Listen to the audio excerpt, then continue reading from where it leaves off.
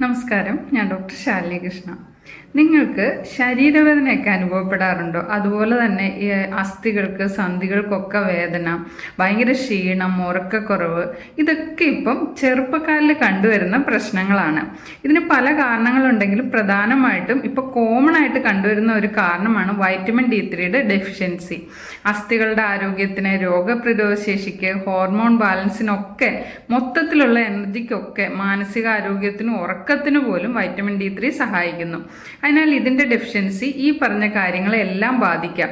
ഇനി vitamin D3 എവിടെ നിന്നൊക്കെ ലഭിക്കുമെന്ന് നോക്കാം. നമുക്ക് എല്ലാവർക്കും അറിയാം, സൺലൈറ്റിൽ നിന്ന്, അതായത് രാവിലെ 8 മുതൽ 10 വരെയുള്ള ആ സമയത്തുള്ള സൺലൈറ്റ്, അല്ല ഈവനിങ് 3-ന് ശേഷമുള്ള സൺലൈറ്റ് കൊണ്ടാൽ വൈറ്റമിൻ D3 ലഭിക്കും. ഇനി ഭക്ഷണത്തിൽ ഏതിലൊക്കെയാണ് വൈറ്റമിൻ D3 ലഭിക്കുന്നതെന്ന് നോക്കാം.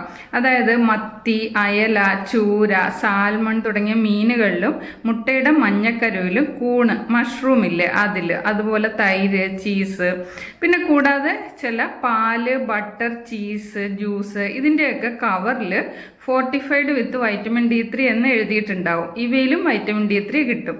അതുകൊണ്ട് തന്നെ വൈറ്റമിൻ D3 ഡെഫിഷ്യൻസി ഉള്ളവർ ഇവയൊക്കെ കഴിക്കാനായിട്ടൊക്കെ ശ്രദ്ധിക്കുക.